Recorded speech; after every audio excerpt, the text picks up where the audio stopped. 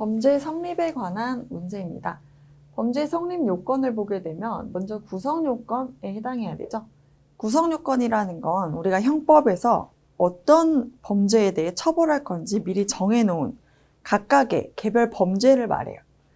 이를테면 산책 중 사나운 개가 달려들자 어쩔 수 없이 타인의 집에 무단으로 들어갔다. 남의 집에 무단. 자기 마음대로 허락도 안 받고 들어가면 안 되죠. 남의 집에 들어가는 걸 처벌하는 걸 바로 주거 침입죄라고 정해놓고 있어요. 그런데 어쩔 수 없이 라는 말이 있네요. 원래는 들어가고 싶지 않았는데 자기가 들어가지 않으면 걔한테 물려요.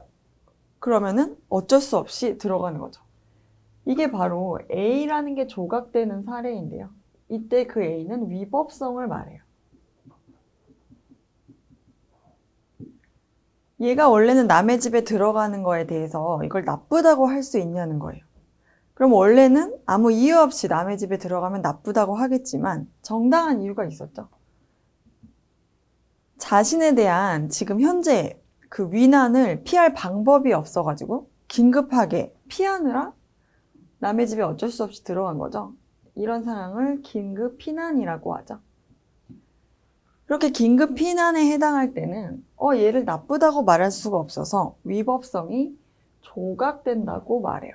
그래서 이걸 위법성 조각 사유라고도 하죠. 긴급 피난을.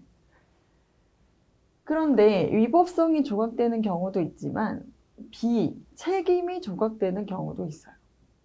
B에 해당하는 건 책임이죠. 이 나에 해당하는 걸 찾아보게 되면은 우리가 어떤 사람을 너 법을 어겼어 라고 해서 벌을 주려면 이 사람이 온전한 정신으로 14살 이상일 때에만 형사처벌을 할 수가 있어요.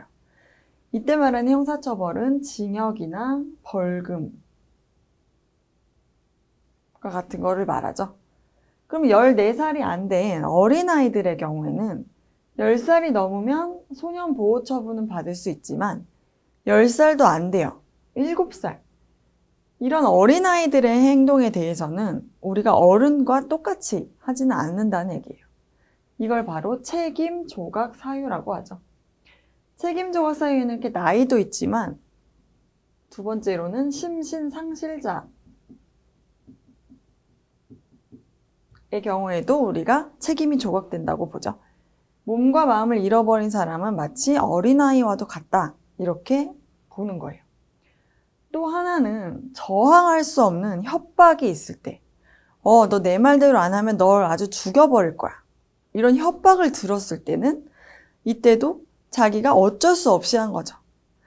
어쩔 수 없이 해서 위법성에는 해당이 되지만 자기에 대한 그런 저항할 수 없는 협박이 있었을 때는 이것도 책임이 조각된다고 봐요.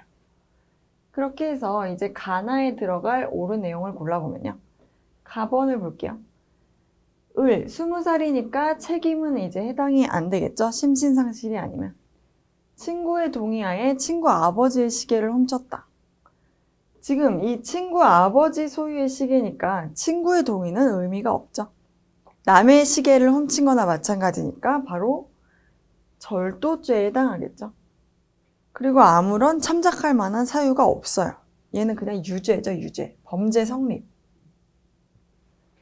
두 번째를 볼게요.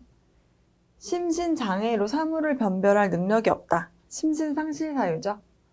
원래 폭행, 남을 때리면 처벌하지만 이렇게 사물을 변별할 능력이 없을 때는 책임 조각 사유에 해당한다고 보죠. 그래서 나에 해당해요. 그럼 3번을 볼게요. 가족의 생명에 대한 위해를 방어할 방법이 없는 협박에 의해서 법정에서 위증했다. 법정에서 선서한 증인이 거짓말을 하면 이걸 위증죄라고 하죠. 거짓으로 증언했다는 뜻이에요. 원래 위증죄는 처벌이 되는 범죄예요.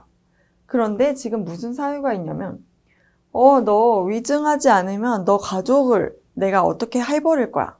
협박을 했어요. 그러면 이때에도 책임질 수 없는 사유라고 해서 책임 조각 사유로 인정이 돼요. 그래서 이것도 마찬가지로 가가 아니라 나에 해당하는 사유로 볼 수 있어요. 그럼 네 번째를 볼게요. 12살짜리가 배가 고파서 빵과 우유를 훔쳤다. 남의 걸 훔쳤으니까 이것도 절도죄죠. 원래 절도죄는 처벌받아야 되지만 지금 12살이에요. 그럼 14살이 되지 않은 사람이니까 책임 조각 사유가 있죠. 그래서 이게 나에 들어가는 사례가 맞아요. 다만 12살이니까 소년법상 소년보호처분은 가능한 나이인 거죠. 그다음에 5번을 볼게요. 경찰관이 물건을 훔치는 절도범을 체포했다. 원래 아무 이유 없이 남을 체포하면 이것도 체포죄라는 범죄가 돼요. 그냥 지나가는 사람을 아무 이유 없이 붙잡으면 안 되는 거죠. 그런데 여기는 사유가 있고 이 사유가 굉장히 정당한 사유죠. 위법성이 조각되는 사유 중에서 정당 행위라는 게 있어요.